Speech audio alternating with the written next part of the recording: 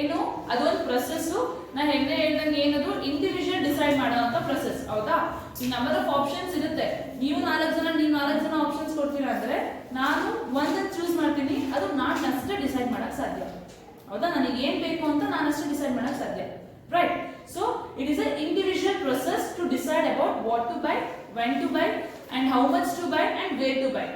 Okay, ಇದು first characteristics ಅಂದ್ರೆ individual process, ಅದು individual decision process. Okay, second characteristics ಏನಪ್ಪಾ ಅಂದ್ರೆ the consumer behaviour comprises both mental and physical activities. ಅಂದ್ರೆ ನನ್ನ ಹೇಳಿದಂಗೆ ಸೈಕಾಲಜಿಕಲ್ ಮ್ಯಾಟರ್ ಆಗುತ್ತೆ, ಸೋಷಿಯಲ್ ಮ್ಯಾಟರ್ ಆಗುತ್ತೆ, ಜೊತೆಗೆ ಫಿಸಿಕಲಿ ಮ್ಯಾಟರ್ ಆಗುತ್ತೆ, ದೆನ್ ಮೆಂಟಲಿ ಮ್ಯಾಟರ್ ಆಗುತ್ತೆ. ಅರ್ಥ ಆಯ್ತಾ? ಮೆಂಟಲಿ ಹೇಗೆ ಮ್ಯಾಟರ್ ಆಗುತ್ತೆ? ನೋಡಿದ ತಕ್ಷಣ ಒಂದ್ಸತಿ ಅಟ್ರಾಕ್ಟಿವ್ ಆಗಿರುತ್ತೆ ಕೆಲವೊಂದು ಪ್ರಾಡಕ್ಟ್ಸ್. ಅವು ಎಲ್ಲ ಪ್ರಾಡಕ್ಟ್ ಬೈ ಮಾಡ್ಬೇಕಂತ ಅನ್ಸುತ್ತೆ, ಬಟ್ ನಾವು ಪ್ರಾಡಕ್ಟ್ ನ ಬೈ ಮಾಡಕ್ಕಾಗೋದು ಒಂದೇ. ಹೌದಾ? ಬಿಕಾಸ್ ನಮ್ಮ ಹತ್ರ ಅಷ್ಟೊಂದು ರೇಂಜ್ ದುಡ್ಡಿಲ್ಲ ಇವಾಗ. ನಾವೀಗ ನೀವೆಲ್ಲ ಈಗ ಸ್ಟೂಡೆಂಟ್ಸ್ ಆಗಿದ್ದೀರಾ, ಯಾವ್ದೋ ಒಂದ್ ಬೈ ಮಾಡ್ಬೋದು. ಇವಾಗ ನೀವೇ ದುಡಿದಿದ್ದೀರಾ ಅಂದಾಗ ಬೇಕಾದ್ರೆ ನೀವು ಬೈ ಮಾಡ್ತೀರಾ, ಅದು ಬೇರೆ ಆಪ್ಷನ್. ಬಟ್ ಇವಾಗ ಸ್ಟೂಡೆಂಟ್ ಅಂತ ನೋಡಿದಾಗ, ಟಾರ್ಗೆಟ್ ಮಾರ್ಕೆಟ್ ಅಂತ ನೋಡಿದಾಗ ನಂಬರ್ ಆಫ್ ಆಪ್ಷನ್ಸ್ ಇದ್ರೂ ಕೂಡ ನೀವು ಬೈ ಮಾಡೋದು ಯಾವುದು? ಒಂದೇ ಪ್ರಾಡಕ್ಟ್ ಅಲ್ವಾ? ಸೊ ಮೆಂಟಲಿನೂ ಡಿಪೆಂಡ್ ಆಗಿರುತ್ತೆ. ದೆನ್ ಫಿಸಿಕಲ್ ಆಕ್ಟಿವಿಟೀಸ್, ನಿಮಗೆ ಯಾವ್ದು ಇಷ್ಟ? ಇವಾಗ ಹುಡುಗರು ಹೋಗ್ಬಿಟ್ಟು ಹುಡುಗಿಯರ್ ಕಾಸ್ಮೆಟಿಕ್ಸ್ ಪರ್ಚೇಸ್ ಮಾಡ್ತಾರಾ? ಇಲ್ಲ ಅಲ್ಲ. ಹುಡುಗಿಯರು ಹೋಗ್ಬಿಟ್ಟು ಹುಡುಗರದ್ದು ಏನಾರ ಪರ್ಚೇಸ್ ಮಾಡ್ತಾರಾ? ಇಲ್ಲ ಅಲ್ಲ. ಮಾಡ್ಬೋದು, ಬಟ್ ಅವರು ಅವ್ರ ತಮ್ಮನೋ ಅಣ್ಣಂಗೋ ಯಾರಿಗೋ ಮಾಡ್ತಾರೆ. ಹೌದಾ? ಮಾಡ್ಬೋದು, ಅದ್ರಲ್ಲಿ ಏನಿಲ್ಲ. ಗಿಫ್ಟ್ ಕೊಡ್ತಾರೆ ಎಷ್ಟೋ ಜನ, ಬಟ್ ಫೈನಲ್ ಕನ್ಸ್ಯೂಮರ್ಸ್ ನೀವಾಗಿರಲ್ವಾ? ಹೌದಾ? ಅದು ಟಾರ್ಗೆಟ್ ಮಾರ್ಕೆಟ್ ಆಗುತ್ತೆ. ಓಕೆ, ಇದು ಒಂದು ಕ್ಯಾರೆಕ್ಟರ್. ಏನಪ್ಪಾ ಅಂದ್ರೆ both mentally and physical activities ಕೂಡ ಇನ್ಕ್ಲೂಡ್ ಆಗಿರುತ್ತೆ. ಅರ್ಥ ಆಯ್ತಾ? Then third one, it covers both visible activities and invisible activities ಅಂತ ಇದೆ. ವಿಸಿಬಲ್ ಆಕ್ಟಿವಿಟೀಸ್ ಅಂದ್ರೆ ಹೇಗೆ? ರೆಫರ್ಸ್ ಟು ದ ನೀವೇ ಮಾರ್ಕೆಟಿಗೆ ಹೋಗುವಂಥದ್ದು, ಅಲ್ಲಿ ಹೋಗಿ ನಂಬರ್ ಆಫ್ ಶಾಪ್ಸ್ ನ ನೋಡುವಂಥದ್ದು, ಅದರಲ್ಲಿ ಡಿಟೈಲ್ ಮಾಡಿ ನಿಮಗೆ ಯಾವ್ದು ಬೇಕು ಅಂತ ಚಾಯ್ಸ್ ಮಾಡುವಂಥದ್ದು ವಿಸಿಬಲ್ ಆಕ್ಟಿವಿಟೀಸ್ ಆಗುತ್ತೆ. ಇನ್ವಿಸಿಬಲ್ ಆಕ್ಟಿವಿಟೀಸ್ ಹೇಗೆ ಅಂತಂದ್ರೆ, ಫಾರ್ ಎಕ್ಸಾಂಪಲ್ ತಗೊಳೋದಾದ್ರೆ ಡಿಸೈಡಿಂಗ್, ಮುಂಚೆನೆ ನಾವೇನ್ ಬೈ ಮಾಡ್ಬೇಕು ಅಂತ ಮರಳಿ ಮುಂಚೆ ಡಿಸೈಡ್ ಮಾಡಿರ್ತೀವಿ. ಆಯ್ತಾ? ಇವಾಗ ನಂಬರ್ ಆಫ್ ಹೋಗ್ತೀವಿ ಶಾಪ್ಸಿಗೆ, ಬಟ್ ಏನ್ ಬೈ ಮಾಡ್ಬೇಕಂತ ಯೋಚನೆ ಮಾಡಿ ಹೋಗಿರ್ತೀವ. ಇವಾಗ ಟಿವಿನೋ, ರೆಫ್ರಿಜರೇಟರ್, ಮೊಬೈಲ್ ಏನ್ ಬೈ ಮಾಡ್ಬೇಕಂತ ನಾವು ಯೋಚನೆ ಮಾಡಿ ಹೋಗಿರ್ತೀವ. ಅದಾದ್ಮೇಲೆ ನಂಬರ್ ಆಫ್ ಆಪ್ಷನ್ಸ್ ನೋಡ್ತೀವಿ. May be Samsung, Oppo, MI ಯಾವ್ದಾದ್ರು ಅಂತ ನೋಡ್ತೀವಿ. ಅದಕ್ಕಿಂತ ಮುಂಚೆ ಯಾವ ಪ್ರಾಡಕ್ಟ್ ನ ಬೈ ಮಾಡ್ಬೇಕು ಅಂತ ಇನ್ವಿಸಿಬಲ್ ನಾವು ಮೆಂಟಲಿ ಥಿಂಕ್ ಮಾಡಿರ್ತೀವ. It is invisible. Visible is ನಾವ್ ಯಾವ ಶಾಪಿಗೆ ಹೋಗ್ತೀವಿ, ಯಾವ ಬ್ರ್ಯಾಂಡ್ ನ ಏನದು ಪರ್ಚೇಸ್ ಮಾಡ್ತೀವಿ ಅನ್ನೋದು ವಿಸಿಬಲ್ ಆಗುತ್ತೆ. ಓಕೆ, ಥರ್ಡ್ ಪಾಯಿಂಟ್ ಅರ್ಥ ಆಯ್ತಾ? Then comes the fourth point. Buyer behaviour is a very complex ಅಂತ ಕರೀತಾರೆ. ಯಾಕೆ? ಇವತ್ತಿದ್ದಂಗೆ ನಾಳೆನೂ ಅವ್ರ ಮೆಂಟಾಲಿಟಿ ಇರಲ್ಲ. ನಿಮಗೆ ಗೊತ್ತು, ಟ್ರೆಂಡ್ಸ್ ಚೇಂಜ್ ಆಗ್ತಾನೆ ಇರುತ್ತೆ. ಮಿನಿಟ್ ಟು ಮಿನಿಟ್ ಚೇಂಜ್ ಆಗುತ್ತೆ, ಸೆಕೆಂಡ್ಸ್ ಟು ಸೆಕೆಂಡ್ಸ್ ಚೇಂಜ್ ಆಗುತ್ತೆ. ಈಗ ನೋಡೋದಾದ್ರೆ ನಂಬರ್ ಆಫ್ ಪ್ರಾಡಕ್ಟ್ಸ್ ಇರುತ್ತೆ. ಇದು ಬೈ ಮಾಡ್ಬೇಕಿತ್ತು, ಬೈ ಮಾಡಾದ್ಮೇಲೂ ಇದು ಬೈ ಮಾಡ್ಬೇಕಿತ್ತು ಅಂತ ಅನ್ಕೊಳ್ತೀವಿ.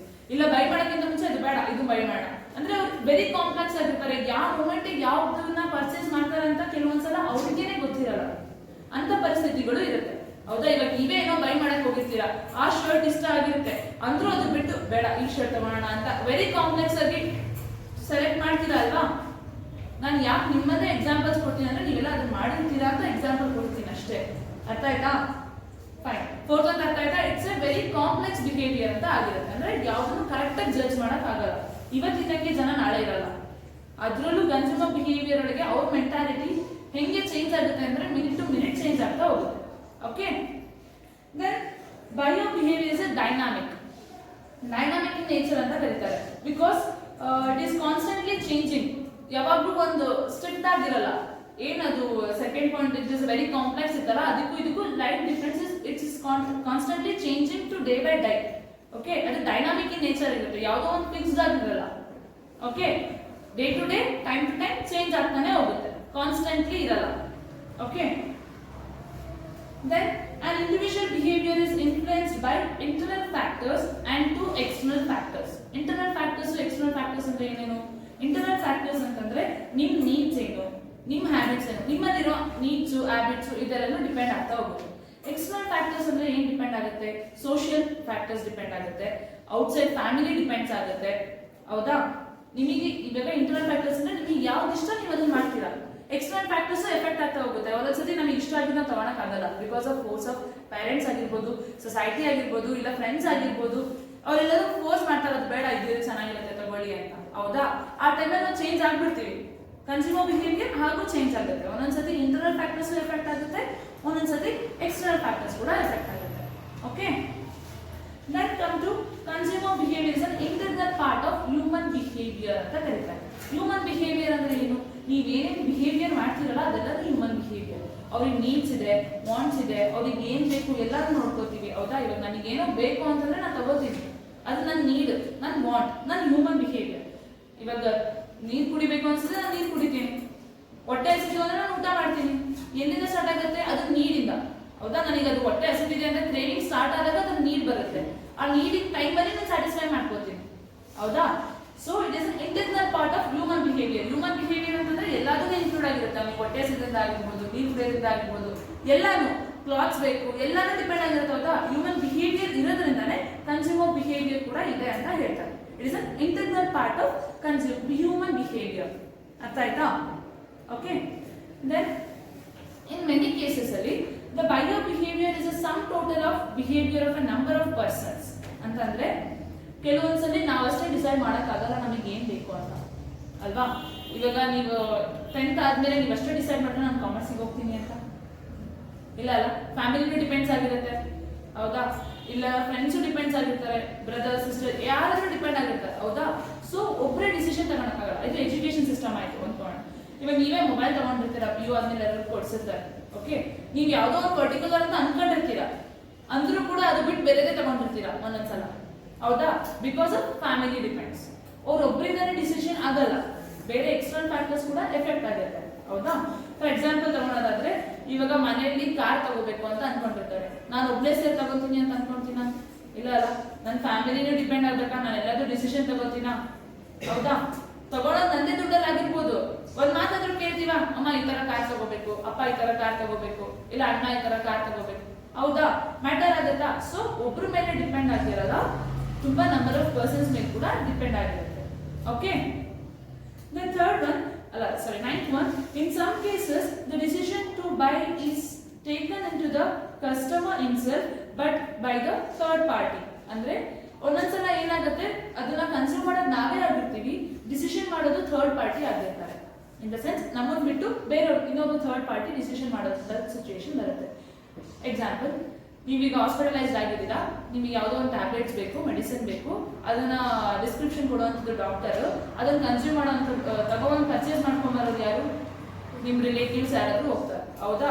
ಅಲ್ಲಿ ನಿಮಗೆ ಇಷ್ಟ ಇರಲ್ಲ, ನಿಮಗೆ ಬೇಕು ಅಂತಾನೂ ಇರಲ್ಲ, ಇನ್ ದ ಸೆನ್ಸ್ ನಿಮಗೆ ಅದರದ್ದು ಡಿಸೈರ್ ಇರಲ್ಲ, ಬಟ್ ಅದ್ರ ನೀಡ್ ಇರುತ್ತೆ, ಹೌದಾ?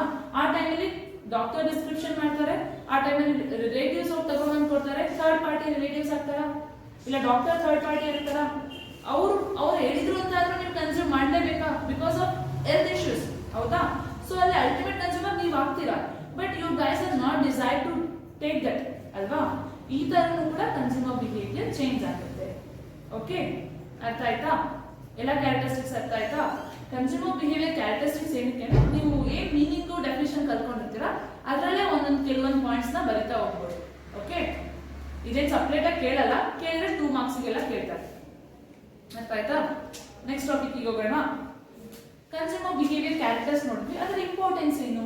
ಯಾಕೆ ಸ್ಟಡಿ ಮಾಡ್ಬೇಕು ನಾವು ಕನ್ಸ್ಯೂಮರ್ ಬಿಹೇವಿಯರ್ನ? ಯಾಕೆ ಸ್ಟಡಿ ಮಾಡಬೇಕು? ಇಷ್ಟು ತನಕ ನಾನು ಹೇಳಿದ್ದೀನಿ, ಅರ್ಥ ಆಗಿದೆ ಅಂತ ಹೇಳಿದ್ದೀರಾ. ಯಾಕೆ ಸ್ಟಡಿ ಮಾಡ್ಬೋದು ಅಂತ ಒಂದು ಯೋಚನೆ ಮಾಡ್ಬೋದಲ್ಲ? ಸಾರಿ, ಪ್ರೊಡಕ್ಷನ್ ಮಾಡೋದಕ್ಕೆ, ಸೇಲ್ಸ್ ಮಾಡೋದಕ್ಕೆ, ಪ್ರೊಡಕ್ಷನ್ ಮಾಡೋದಕ್ಕೆ. ದೆನ್ ಮತ್ತೆ ಯಾಕೆ ಮಾಡ್ತೀವಿ? ಪ್ರಾಫಿಟ್ ಮಾಡೋಕ್ಕೆ. That's good. Then consumer mindset ತಿಳ್ಕೊಳಕ್ಕೆ. Okay, that's good. ದೆನ್ ಇದೆಲ್ಲ ತಿಳ್ಕೊಂಡು ನಾವೇನ್ ಮಾಡಬೇಕು? ನಮ್ಮ ಮಾರ್ಕೆಟಿಗೆ ನಾವು ಪ್ರಾಡಕ್ಟ್ ನ ಹೇಗೆ ಡಿಸೈನ್ ಮಾಡಬೇಕು, ಅದರಿಂದ ಅವ್ರು ಹೇಗೆ ಅಟ್ರಾಕ್ಟ್ ಮಾಡಬೇಕು ಅನ್ನೋದನ್ನ ಡಿಸೈಡ್ ಮಾಡಬೇಕಾದ. ಸೊ ಕನ್ಸ್ಯೂಮರ್ ಬಿಹೇವಿಯರ್ ಯಾಕೆ ಇಂಪಾರ್ಟೆಂಟ್ ಆಗುತ್ತೆ ಅಂದ್ರೆ, first foremost thing is production policy. Production ಮಾಡೋದಕ್ಕೆ ಫಸ್ಟ್ ಫೋರ್ಮೋಸ್ಟ್ ಥಿಂಗ್ ಅದು ಇಂಪ್ಲಿಮೆಂಟ್ ಆಗುವಂಥದ್ದು. ಓಕೆ, ಯಾಕೆ ಪ್ರೊಡಕ್ಷನ್ ಪಾಲಿಸಿ ಮಾಡೋದಕ್ಕೆ ಬೇಕು ಕನ್ಸ್ಯೂಮರ್ ಬಿಹೇವಿಯರ್? ಇವಾಗ ನಾನು ಯಾವುದೋ ಪ್ರೊಡಕ್ಷನ್ ಮಾಡ್ತೀನಿ, ನನಗೆ ಇಷ್ಟ ಬಂದಿದ್ದ ಪ್ರಾಡಕ್ಟ್ ನ ಪ್ರೊಡ್ಯೂಸ್ ಮಾಡ್ತೀನಿ, ನೀವು ಪರ್ಚೇಸ್ ಮಾಡ್ತೀರಾ? ಇಲ್ಲ ಅಲ್ಲ. ನಿಮಗೆ ಅದಕ್ಕೆ ನೀಡಿಲ್ಲಪ್ಪ, ಏನಿಲ್ಲ, ನನ್ನ ಇಷ್ಟ, ಅದಕ್ಕೆ ನಾನು ಪ್ರೊಡ್ಯೂಸ್ ಮಾಡಿದ್ದೀನಿ, ಪರ್ಚೇಸ್ ಮಾಡ್ತೀರಾ? ಇಲ್ಲ. ಇವಾಗ ಮೊಬೈಲ್ ಎಲ್ಲ ಯಾವುದೋ ಒಂದು ಮೊಬೈಲ್ ಅಲ್ಲಿ ಬಂತು, ಅದ್ರಲ್ಲಿ ಇರೋ ಫೀಚರ್ಸ್ ಯಾರಿಗೂ ಇಷ್ಟ ಇರಲ್ಲ. ಇವಾಗ ಫಾರ್ ಎಕ್ಸಾಂಪಲ್ ನೋಡಿದ್ರೆ ನೋಕಿಯಾ, ಫಸ್ಟ್ ಟ್ರೆಂಡಿಂಗ್ ನೋಕಿಯಾ ಇದ್ದಿದ್ದು ತುಂಬಾ ಒಳ್ಳೆ ಟ್ರೆಂಡಿಂಗ್ ಅಲ್ಲಿ ಇತ್ತು, ತುಂಬಾ ದಿನದ ಹಿಂದೆ. ಓಕೆ, ಅವರು ಆಂಡ್ರಾಯ್ಡ್ಗೆ ಶಿಫ್ಟ್ ಆಗಲಿಲ್ಲ. ಅವ್ರದ್ದು ಮೇನ್ ಡಿಫಾಲ್ಟ್ ಏನಂದ್ರೆ ಅವ್ರು ಆಂಡ್ರಾಯ್ಡ್ಗೆ ಶಿಫ್ಟ್ ಆಗಲಿಲ್ಲ. ಬೇರೆ ಅದರ್ ಕಾಂಪಿಟೇಟರ್ಸ್ ಏನು ಅಂದ್ರಲ್ಲ, ಅವ್ರು ಆಂಡ್ರಾಯ್ಡ್ ಇದಕ್ಕೆ ಶಿಫ್ಟ್ ಆಗಿಲ್ಲ. ಓಕೆ, ಅದಕ್ಕೆ ಅವ್ರಿಗೆ ಒಡ್ಡಬೇಕು. ಸೊ ಅವ್ರಿಗೆ ಪ್ರೊಡಕ್ಷನ್ ಮಾಡಬೇಕಾದ್ರೆ ಏನ್ ಮಾಡಬೇಕಿತ್ತು, ಕನ್ಸ್ಯೂಮರಿಗೆ ಏನ್ ಬೇಕು ಅಂತ ನೋಡ್ಕೊಂಡು ಪ್ರೊಡಕ್ಷನ್ ಮಾಡಿದ್ರೆ ಅವ್ರು ಇವತ್ತಿಷ್ಟು ಲಾಸ್ ಅಲ್ಲಿ ಇರ್ತಿರ್ಲಿಲ್ಲ. ಅದು ಒಂದು number 1 company, number 1 mobile phone company ಇದ್ದಿದ್ದು. ಆಕ್ಚುಲಿ ಮುಂಚೆ ಫಸ್ಟ್ ಬಂದಿದ್ದೆ ನಂಬರ್ 1 ಕಂಪನಿ ಅಂದ್ರೆ ನೋಕಿಯಾ. ಅದರಷ್ಟು ಇವಾಗ ನೀವು ಯೂಸ್ ಮಾಡಿರ್ತೀರಾ ಬೇಸಿಕ್ ಸೆಟ್ ನೋಕಿಯಾನ, ಅದು ನೀವು ಎಷ್ಟು ಸತಿ ಎತ್ತಾಕಿದ್ರು ನೀವು ಯೂಸ್ ಮಾಡ್ಬೋದು ರೀ. ಹೌದಾ, ಇವಾಗಿರೋ ಫೋನ್ ನೀವು ಎಷ್ಟು ಒಂದ್ಸತಿ ಎತ್ತಾಕಿದ್ರೆ ಮುಗೀತು. ಹೌದಾ, ಅಷ್ಟು ಗಟ್ಟಿ ಫೋನ್ ಅದು. ಜೊತೆಗೆ ವೆಲ್ ಡಿಫೈನ್ಡ್ ಇತ್ತು, ವೆಲ್ ಡಿಸೈನ್ ಇತ್ತು. ಬಟ್ ಏನು ಅವ್ರದ್ದು ಆಂಡ್ರಾಯ್ಡ್ ಸಿಸ್ಟಮ್ ನ ಸ್ವಲ್ಪ ಚೇಂಜ್ ಮಾಡ್ಕೊಳ್ಳಿಲ್ಲ. ಸೊ ಕನ್ಸ್ಯೂಮರ್ ಅದರಿಂದ ದೂರ ಆಗ್ತಾ ಹೋದ್ರು. Then other competitors will attract the consumers fastly. ಹೌದಾ, ಆಂಡ್ರಾಯ್ಡ್ ಈಸಿ ಆಯ್ತು ವರ್ಕ್ ಮಾಡೋದಕ್ಕೆ, ಅದಕ್ಕೆ ಕಸ್ಟಮರ್ಸ್ ಜಲ್ದಿ ಅದಕ್ಕೆ ಅಟ್ರಾಕ್ಟ್ ಆಗ್ತಾ ಹೋದ್ರು. ಓಕೆ, ಅವ್ರ OS ಸಿಸ್ಟಮ್ ಅಲ್ಲಿ ಆಂಡ್ರಾಯ್ಡ್ ನ ಚೇಂಜ್ ಮಾಡ್ಕೊಂಡಿದ್ರೆ ಇಷ್ಟೊತ್ತಿಗೆ that is also one of the top leading company ಆಗ್ತಾ ಇತ್ತು. ಹಂಗೆ ಪ್ರೊಡಕ್ಷನ್ ಮಾಡ್ಬೇಕಾದ್ರೆ ಪ್ರೊಡಕ್ಷನ್ ಪಾಲಿಸಿಗೆ ಹೇಗೆ ಇಂಪಾರ್ಟೆನ್ಸ್ ಕೊಡುತ್ತೆ ಅಂತಂದ್ರೆ, ನಾವು ಕನ್ಸ್ಯೂಮರ್ಸ್ ಏನ್ ಬೇಕು ಅಂತ ತಿಳ್ಕೊಂಡು ಅದ್ರ ಬೇಸಿಸ್ ಮೇಲೆ ನಾವು ಪ್ರೊಡಕ್ಷನ್ ಮಾಡಬೇಕಾಗುತ್ತೆ. ಅರ್ಥ ಆಯ್ತಾ? ಫಸ್ಟ್ ಇಂಪಾರ್ಟೆಂಟ್ ಏನಕ್ಕೆ, ಪ್ರೊಡಕ್ಷನ್ ಪಾಲಿಸಿಗೆ. Okay, second importance pricing policy. Okay, pricing policy ಹೇಗೆ ಡಿಫೈನ್ ಆಗುತ್ತೆ ಅಂತಂದ್ರೆ, ಇವಾಗ 2 ಕಮಾಡಿಟಿ ಇರುತ್ತೆ, same commodity, tea condense level ಮತ್ತೆ ಇನ್ನೊಂದು ಯಾವ್ದೋ ಟೀ ತಗೊಳ್ಳೋಣ.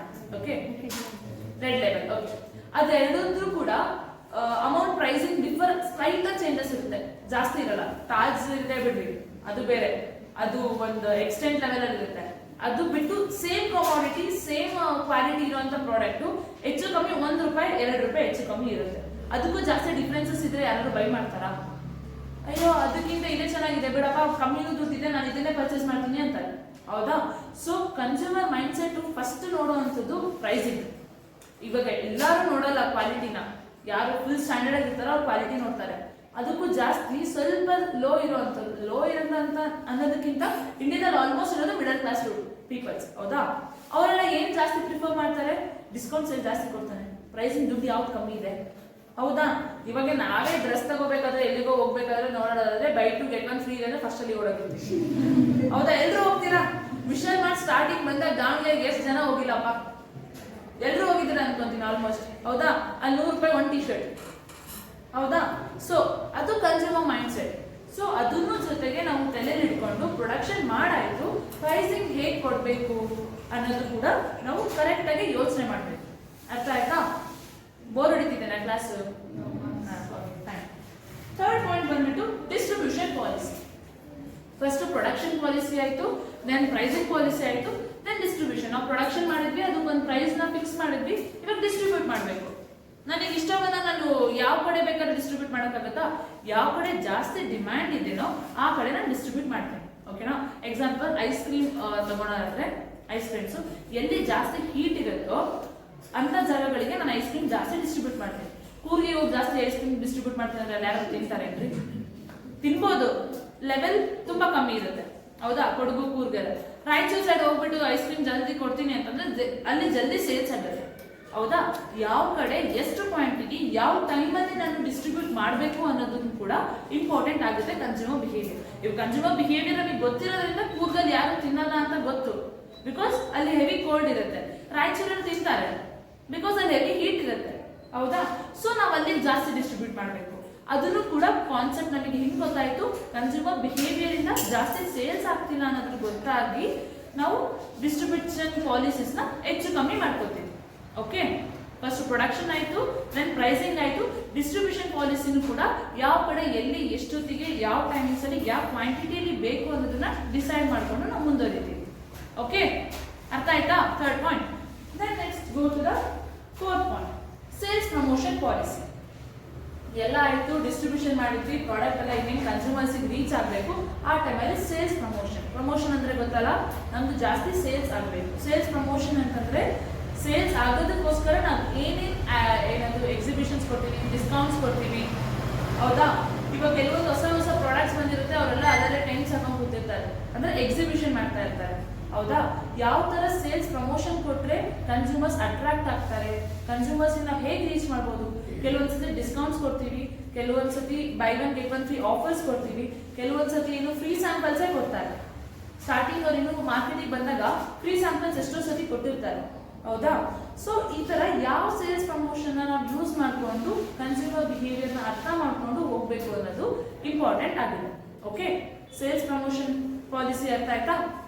Okay, then next one, exploiting the marketing opportunities. Exploiting the marketing opportunities ಅಂದ್ರೆ ಇವಾಗ ಯಾವುದೋ ಒಂದು ಮಾರ್ಕೆಟ್ ಅಲ್ಲಿ ಏನೋ ಕಮ್ಮಿ ಇದೆ. ಇವಾಗ ಫಾರ್ ಎಕ್ಸಾಂಪಲ್ ತಗೊಳೋದಾದ್ರೆ ರಿಲಯನ್ಸ್ ಜಿಯೋ ತಗೋಣ. ಓಕೆ, ರಿಲಯನ್ಸ್ ಅವರು ಬೇರೆ ಎಲ್ಲರೂ ಇದ್ದಾರೆ, ಪೆಟ್ರೋಲ್ ಅಲ್ಲಿ ಇದ್ದಾರೆ, ಎಲ್ಲಾ ಕಡೆನೂ ಇದ್ದಾರೆ, ಹೌದಾ? ಎಲ್ಲ ಇಂಡಸ್ಟ್ರೀಸ್ ಅಲ್ಲೂ ಇದ್ದಾರೆ. ಅವ್ರು ಮತ್ತೆ ಯಾಕೆ ಜಿಯೋ ಬಂದ್ರು, ಮೊಬೈಲ್ ನೆಟ್ವರ್ಕ್ಸ್ ಯಾಕೆ ಬಂದ್ರು? ಅಲ್ಲೇನೋ ಡಿಮ್ಯಾಂಡ್ ಇದೆ, ಅಲ್ಲೇನೋ ಆಪರ್ಚುನಿಟಿ ಇದೆ ನಮಗೆ ನಾವು ಬೆಳೆಯಕ್ಕೆ ಅಂತ ಬಂದ್ರು, ಹೌದಾ? ಜಿಯೋ ಬಂದ್ಮೇಲೆ ನಮಗೆಲ್ಲ ನೆಟ್ಟಿಂದಾಗ್ಲಿ ಇನ್ನೊಂದಾಗ್ಲಿ ರೇಟ್ ಎಷ್ಟು ಕಮ್ಮಿ ಆಗ್ತಾ ಬಂತು, ಹೌದಾ? ನಾವು ಮುಂಚೆ 1 GB ಎಷ್ಟೋ ದಿನ ಗಂಟ್ಲೆ ಯೂಸ್ ಎಷ್ಟೋ ತಿಂಗಳ ಗಂಟ್ಲೆ ಯೂಸ್ ಮಾಡ್ತಿದ್ವಿ. 1 GB ತಿಂಗಳ ಗಂಟ್ಲೆ ಯೂಸ್ ಮಾಡ್ತಿದ್ವಿ. ಅದು ಇವಾಗಿನ ಒಂದು 2 years ಬ್ಯಾಕ್ ಇಂದ ಹೆಂಗ್ ಯೂಸ್ ಮಾಡ್ತಿದೀವಿ ಅಂದ್ರೆ ಒಂದ್ ದಿನಕ್ಕೆ ಆಗಲ್ಲ, ಒಂದ್ ದಿನಕ್ಕೆ ಖಾಲಿ ಆಗಿರುತ್ತೆ ಮಧ್ಯಾಹ್ನ ಅಷ್ಟೇ 50% of your data has been closed ಅಂತ, ಹೌದಾ? ಹಂಗೆ ಯೂಸ್ ಅಂದ್ರೆ ಇವಾಗ 4G ನೆಟ್ವರ್ಕ್ ಇದೆ, ಅವಾಗ 3G ಇತ್ತು, 2G ಇತ್ತು. ನಿಜ ಎಲಿಯತ್ ಸ್ವಲ್ಪ ಕಮ್ಮಿ ಆಗ್ತಿತ್ತು ಅದರದ್ದು, ಅಂದ್ರೂ ಕೂಡ 1 ಮಂತ್ಲಿ ಅರ್ಧ ದಿನ ಹೇಳಿ, ಹೌದಾ?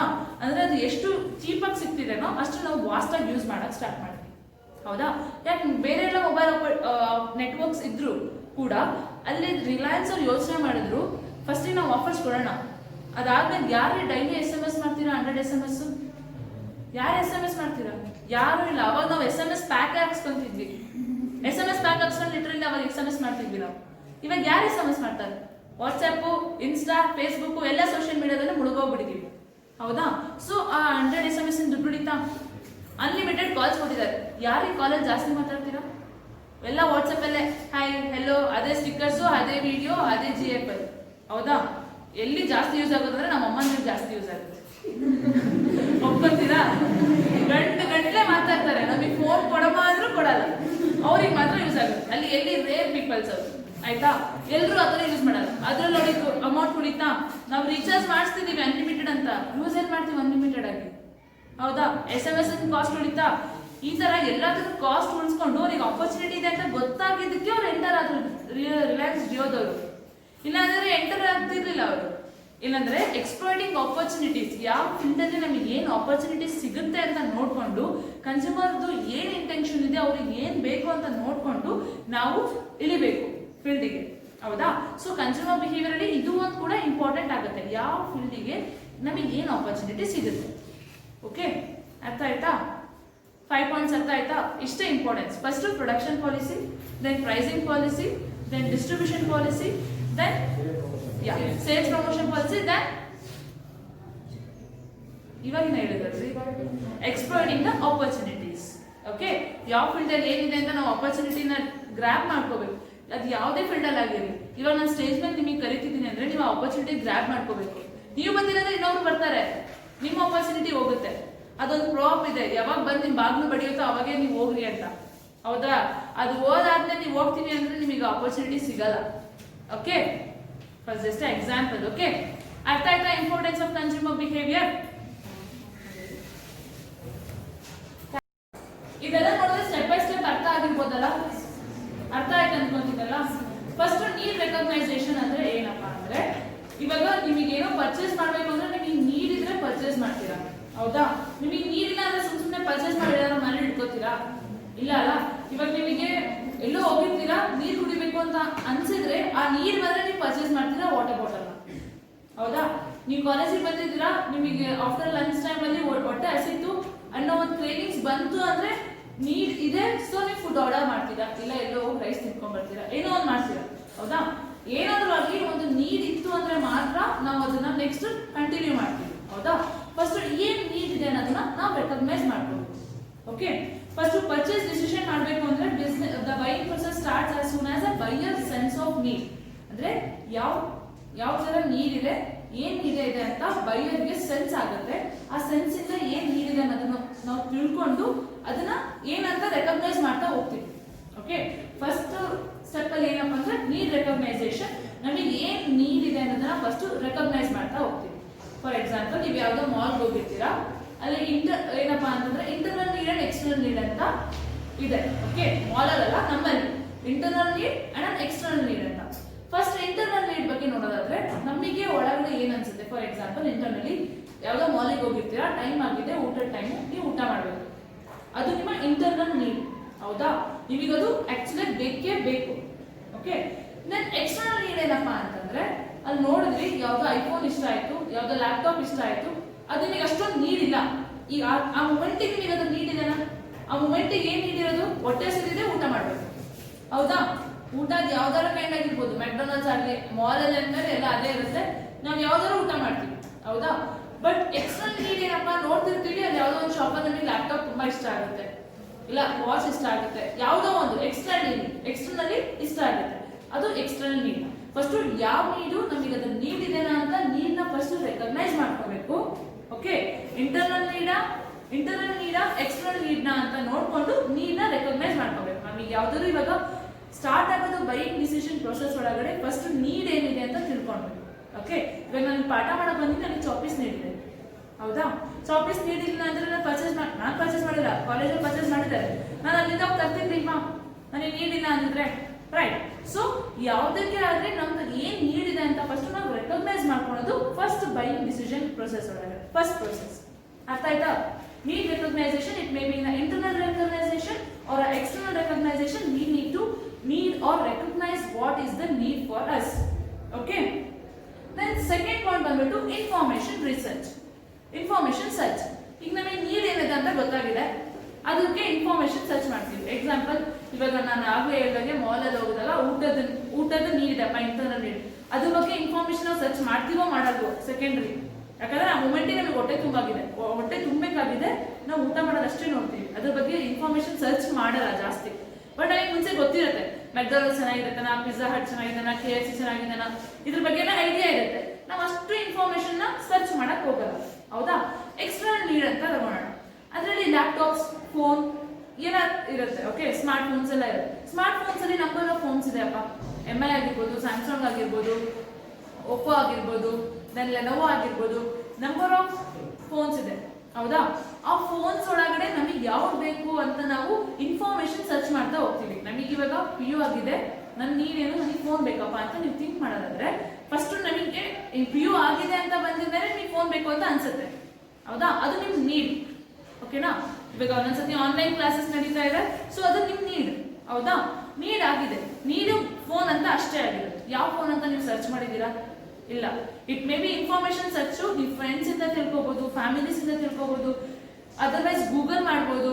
ಹೌದಾ, ಇಲ್ಲ ಗೊತ್ತಿರೋದ್ರ ಕೇಳಿ ತಿಳ್ಕೊಬಹುದು, ಎಲ್ಲಾದ್ರೂ ಇನ್ಕ್ಲೂಡ್ ಆಗಿರುತ್ತೆ ಇನ್ಫಾರ್ಮೇಶನ್ ಸರ್ಚ್ ಅಂತ ಅಂದಾಗ. ಓಕೆ, ಇವಾಗ ಫೋನ್ ಇಂದು ಇಂಟರ್ನಲ್ಲಿ ನಿಮಗೆ ಬೇಡ, ಎಕ್ಸ್ಟರ್ನಲ್ಲಿ ಇವಾಗ ಬೇಕಾಗಿರೋದು ಫೋನ್ ಬೇಕಾಗಿದೆ. ಯಾವ ಫೋನ್ ತಗೊಂತೀನಿ ಅಂತ ನಾನು ಇನ್ಫಾರ್ಮೇಶನ್ ಸರ್ಚ್ ಮಾಡ್ತೀವಾ? ಎಷ್ಟು ಕ್ಯಾಮ್ರಾ ಇದೆ, ಕ್ಯಾಮ್ರಾದಲ್ಲಿ ಎಷ್ಟು ಇದು ಪಿಕ್ಸೆಲ್ ಇದೆ, ದೆನ್ GB ಎಷ್ಟಿದೆ, ಅದ್ರ ಡ್ಯೂರಬಿಲಿಟಿ ಏನಿದೆ, ಬ್ಯಾಟ್ರಿ MH ಎಷ್ಟಿದೆ, ಇದೆಲ್ಲ ಸರ್ಚ್ ಮಾಡ್ತೀವಾ? ನಂಬರ್ ಆಫ್ ಕಂಪನಿ ಮೊಬೈಲ್ಸ್ ನ ಅಕ್ಕಪಕ್ಕ ಇಟ್ಕೊಂಡು ಏನಾದ್ರು ಕ್ಯಾಲ್ಕುಲೇಟ್ ಮಾಡ್ತೀವಾ ಯಾವ್ದು ಚೆನ್ನಾಗಿದೆ ಯಾವ್ದು ಚೆನ್ನಾಗಿಲ್ಲ ಅಂತ?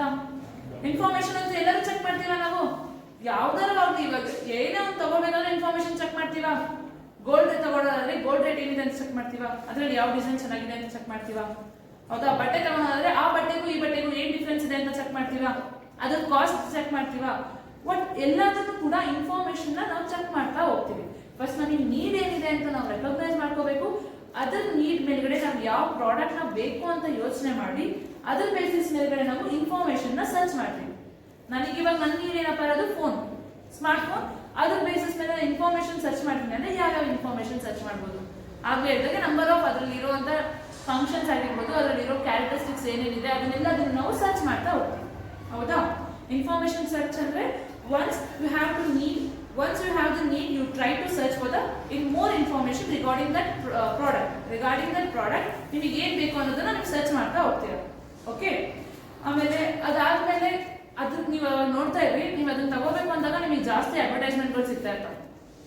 ನೀವು ಅದೇ ಪ್ರಾಡಕ್ಟ್ ತಗೋಬೇಕು ಅಂದಾಗ ಪ್ರಿಂಟ್ ಆಡ್ಸ್ ಆಗಿರ್ಬೋದು, ಪೇಪರ್ ಅಂಡ್ ನ್ಯೂಸ್ ಪೇಪರ್ಸ್ ಆಗಿರ್ಬೋದು, ಯೂಟ್ಯೂಬ್ ಅಲ್ಲಿ ಆಗಿರ್ಬೋದು, ಏನೋ ಒಂದು ಅಡ್ವರ್ಟೈಸ್ಮೆಂಟ್ಸ್ ನಿಮಗೆ ಟಿವಿಯಲ್ಲಿ ಆಗಿರ್ಬೋದು ಸುಮ್ಮನೆ ಬರ್ತಾ ಹೋಗುತ್ತೆ. ಇವಾಗ ಮೊಬೈಲ್ ಎಲ್ಲ ಎಷ್ಟೊಂದು ಸ್ಯಾಮ್ಸಂಗ್ ಎಲ್ಲ ಡಬಲ್ ನೋಟೆಡ್ ಅಂತ ಏನೋ ಬರುತ್ತಪ್ಪ, ಅದ್ರದ್ದೆಲ್ಲ ಎಷ್ಟು ಅಡ್ವರ್ಟೈಸ್ಮೆಂಟ್ಸ್ ಕೊಡ್ತಾರೆ. ಹೌದಾ, ನಿಮಗೆ ಯಾವ್ದು ಬೇಕು,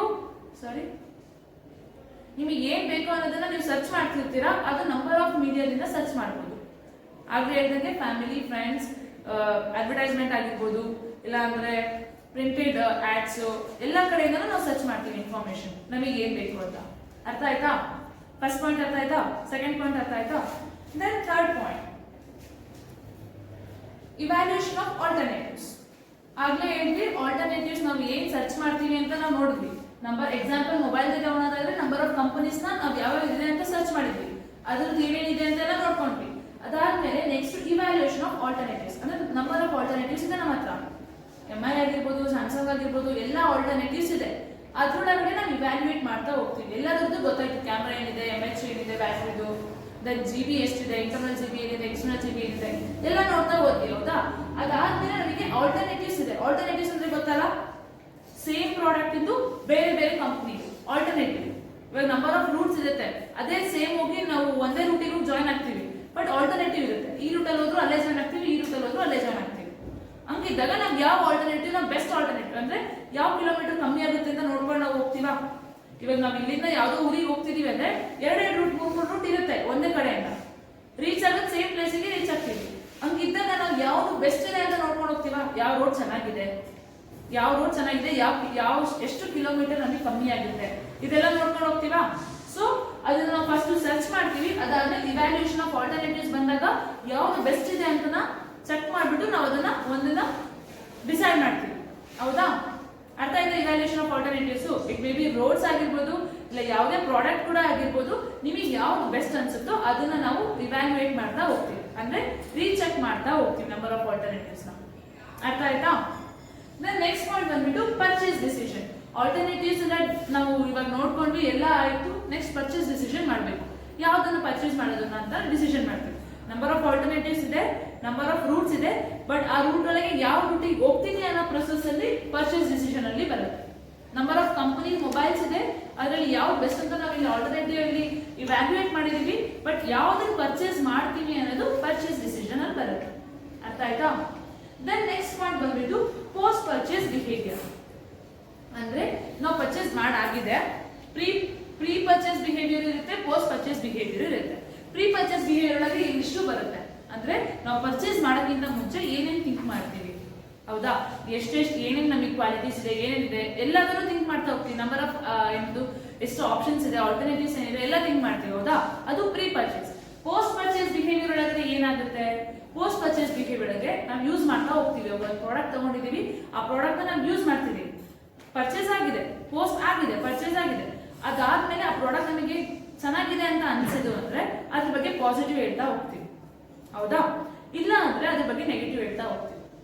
it may be a good or it may be a bad, ಯಾವ್ದಾದ್ರು ಆಗಿರ್ಬೋದು. ಇವಾಗ ನನಗೆ ಇಷ್ಟ ಆಯ್ತು, ನಾನು ಅದ್ರ ಬಗ್ಗೆ ಪಾಸಿಟಿವ್ ಹೇಳ್ತಾ ಹೋಗ್ತೀನಿ. ನನಗೆ ಇಷ್ಟ ಆಗಿಲ್ಲ, ಅದ್ರ ಬಗ್ಗೆ ನಾನು ನೆಗೆಟಿವ್ ಹೇಳ್ತಾ ಹೋಗ್ತೀನಿ. ಹೌದಾ? ಬಿಹೇವಿಯರ್ ಒಳ್ಳೇದೇ ಇರುತ್ತೆ, ಗುಡ್ಡೇ ಇರುತ್ತೆ ಅಂತ ಹೇಳಕ್ಕಾಗಲ್ಲ. ಪೋಸ್ಟ್ ಪರ್ಚೇಸ್ ಬಿಹೇವಿಯರ್ ಒಳಗಡೆ ನೀವು ಪ್ರಾಡಕ್ಟ್ ಯೂಸ್ ಮಾಡಿರೋದನ್ನ ನಿಮಗೆ ಯಾವ ತರ ಅದು ಇಂಪ್ಲಿಮೆಂಟ್ ಆಗಿದೆ, it may be a positive, it may B the negative, ಯಾವ ತರ ಇಂಪ್ಲಿಮೆಂಟ್ ಆಗಿದೆ ಅಂತ ನೀವು ಸ್ಪ್ರೆಡ್ ಮಾಡ್ತಾ ಹೋಗ್ತೀರಾ. ಓಕೆ? ಅರ್ಥ ಆಯ್ತಾ? ಬೈಯಿಂಗ್ ಡಿಸಿಷನ್ ಹೇಗಿರುತ್ತೆ, ಫಸ್ಟ್ ನಮ್ಮ ರೆಕಗ್ನೈಸೇಷನ್ ಏನಂತ, ನಮ್ದು ನೀಡ್ ಏನಂತ ನಾವು ರೆಕಗ್ನೈಸ್ ಮಾಡ್ಕೋತೀವಿ. ಅದಾದ್ಮೇಲೆ ನಾವು ಇನ್ಫಾರ್ಮೇಶನ್ ಅದ್ರ ಬಗ್ಗೆ ಸರ್ಚ್ ಮಾಡ್ತಾ ಹೋಗ್ತೀವಿ, ನಮಗೆ ಯಾವ್ದು ಬೆಸ್ಟ್ ಏನು ಅಂತ. ಸರ್ಚ್ ಮಾಡಿದ್ಮೇಲೆ ಇನ್ಫಾರ್ಮೇಶನ್ ನ ಇವ್ಯಾಲ್ಯೂಯೇಷನ್ ಆಫ್ ಆಲ್ಟರ್ನೇಟಿವ್ಸ್, ಅಂದ್ರೆ ನಂಬರ್ ಆಫ್ ಆಲ್ಟರ್ನೇಟಿವ್ಸ್ ಇರುತ್ತೆ, ಆ ಆಲ್ಟರ್ನೇಟಿವ್ಸ್ ಒಳಗಡೆ ನಮಗೆ ಯಾವ್ದು ಬೆಸ್ಟ್ ಅಂತ ಇವ್ಯಾಲ್ಯೂಯೇಟ್ ಮಾಡ್ತೀವಿ. ಅದಾದ್ಮೇಲೆ ಬೈಯಿಂಗ್ ಡಿಸಿಷನ್ ತಗೋತೀವಿ. ಓಕೆ? ಡಿಸಿಷನ್ ಮಾಡಿದ್ಮೇಲೆ, ಪರ್ಚೇಸ್ ಡಿಸಿಷನ್ ಮಾಡಿದ್ಮೇಲೆ ಪೋಸ್ಟ್ ಪರ್ಚೇಸ್ ಬಿಹೇವಿಯರ್ ಹೇಗಿರುತ್ತೆ ಅಂತ, positive or it may be negative, ನಮಗೆ ಅದು ಸ್ಯಾಟಿಸ್ಫ್ಯಾಕ್ಷನ್ ಲೆವೆಲ್, ಎಷ್ಟು ಸ್ಯಾಟಿಸ್ಫ್ಯಾಕ್ಷನ್ ಲೆವೆಲ್ ಇದೆ, ಹೈ ಸ್ಯಾಟಿಸ್ಫ್ಯಾಕ್ಷನ್ ಇದೆನಾ, ಲೋ ಸ್ಯಾಟಿಸ್ಫ್ಯಾಕ್ಷನ್ ಇದೆನಾ, ಇದೆಲ್ಲ ಅದು ಕೂಡ ಡಿಪೆಂಡ್ ಆಗುತ್ತೆ. ಹೌದಾ? ಅರ್ಥ ಆಯ್ತಾ? ಡನ್. ಡಿಸಿಷನ್ ಮೇಕಿಂಗ್ ಪ್ರೊಸೆಸ್ ಅರ್ಥ ಆಯ್ತಾ?